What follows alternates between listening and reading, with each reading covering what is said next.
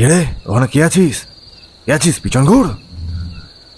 চলে যায় এখান থেকে, না তো তোকে শেষ করে দেব।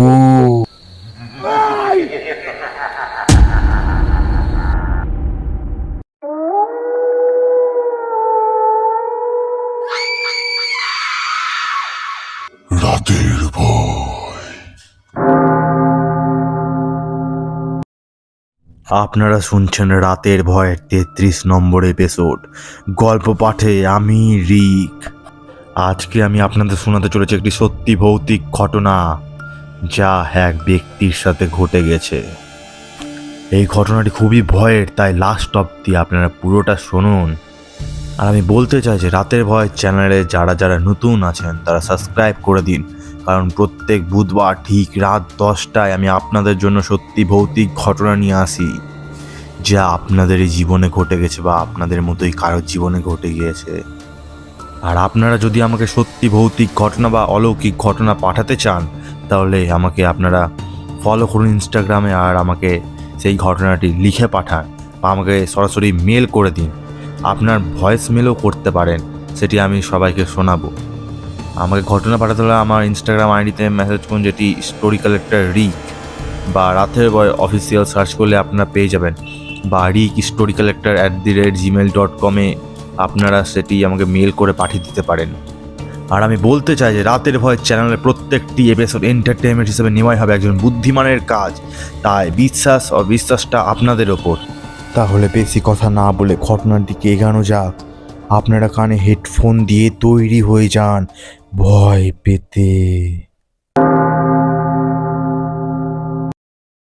এই ঘটনাটা আমাকে পাঠিয়েছে বাঁকুড়া থেকে। আমাকে যেইভাবে লিখে পাঠিয়েছে আমি আপনাদের সেভাবে শোনাচ্ছি। আমার নাম রাহুল মণ্ডল, আমি বাঁকুড়া জেলার একজন বাসিন্দা। এই ঘটনাটি আমার সাথে ঘটেছে কিছু বছর আগে। আমি তখন সবে স্টুডেন্ট ছিলাম। আমি এই ঘটনাটি আপনাদের সাথে শেয়ার করছি। আমি তখন সবে ক্লাস 11-এ পড়ি।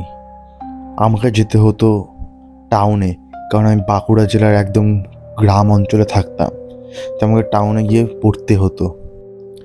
আমি প্রায় 2টার দিকে বেরাতাম, আর সেখানে টিউশন কমপ্লিট করে প্রায় 6টা 6:30-র মধ্যেই ঢুকে পড়তাম বাড়ি।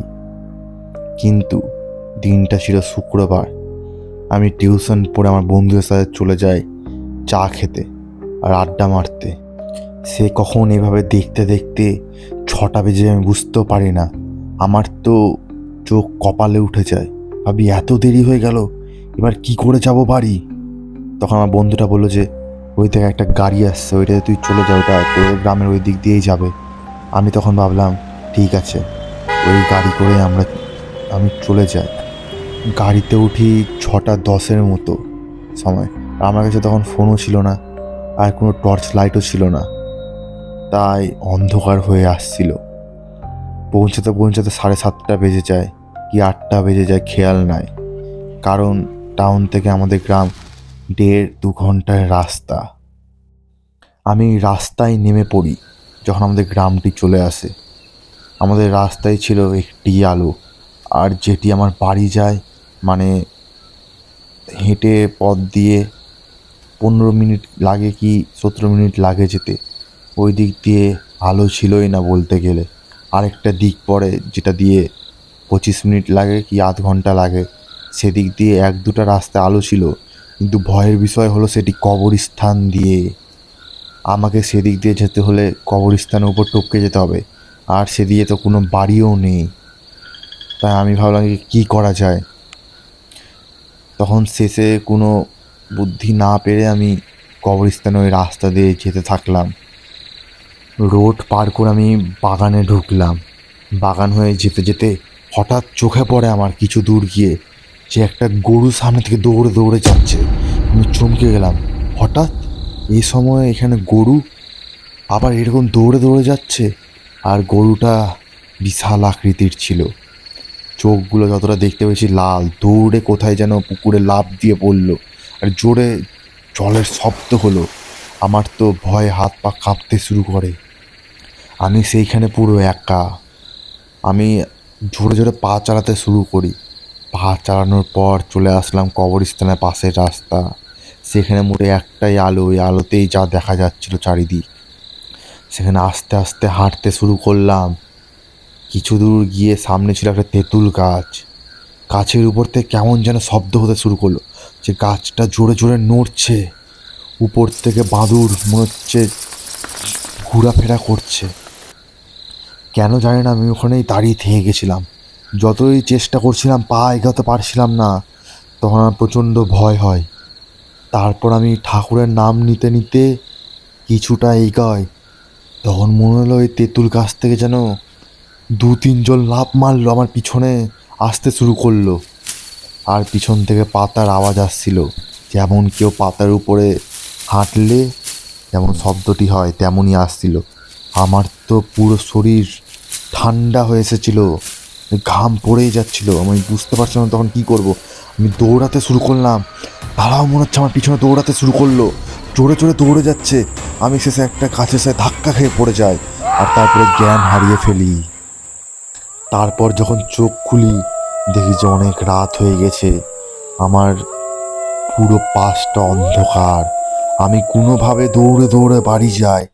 তারপর বাড়িতে সবাই চিন্তা করছিল, তাদেরকে সব কথা খুলে বলি। তারা আমাকে প্রচুর বকলো, বললো কি তুই সেখান থেকে কারোর সাথে আসতে কেন পারলি না, রাস্তায় দাঁড়িয়ে থাকলে কারো না কারোর সাথে দেখা হতোই, এরকম আমাকে বলে বকে যাচ্ছিল। কিন্তু তখন আমার মাথায় কিছুই ঢুকছিল না। মনে হচ্ছিল আমার পিছনে যেন কেউ আছে, আমার সাথে কেউ আছে। আমার মাথা পুরো ঘুরছিল, আমি ওখানে অজ্ঞান হয়ে পড়ে যাই। তারপর আমার ভীষণ জ্বর আসে, আর আমাকে একজন ওঝার কাছে নিয়ে যায়।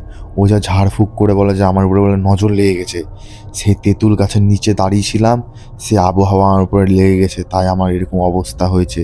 তারপর থেকে সেই রাস্তায় আমাকে যেতে মানা করে, কারণ গেলে তারা আমাকে আবার ধরবে বা হাওয়াটা লেগে যেতে পারে।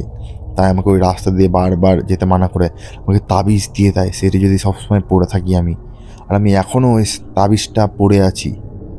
তারপর থেকে আমি সেই রাস্তায় যাই না, আর আমার সাথে কিছু হয় না। এই ছিল আমার সাথে ঘটে যাওয়া একটি সত্যি ভৌতিক ঘটনা।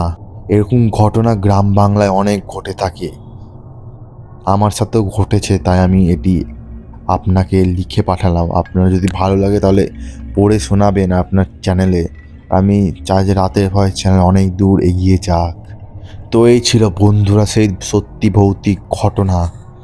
এরকম ঘটনা অনেক ঘটে গ্রাম বাংলাতে। নিশ্চয়ই আপনাদের সাথেও ঘটেছে, আপনারা রিলেট করতে পারছেন এই ঘটনাটার সাথে। যদি আপনাদের সাথেও ঘটে থাকে তাহলে আমাকে শীঘ্রই সেই ঘটনাটি লিখে পাঠান। আর আমাকে কী করে লিখে পাঠাবেন সেটা আমি আগেই বলে দিয়েছি।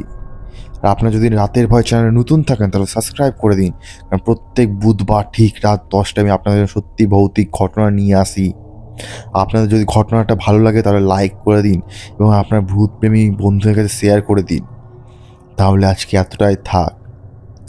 আমি ফিরে আসছি আবার পরের বুধবার ঠিক রাত 10টায়।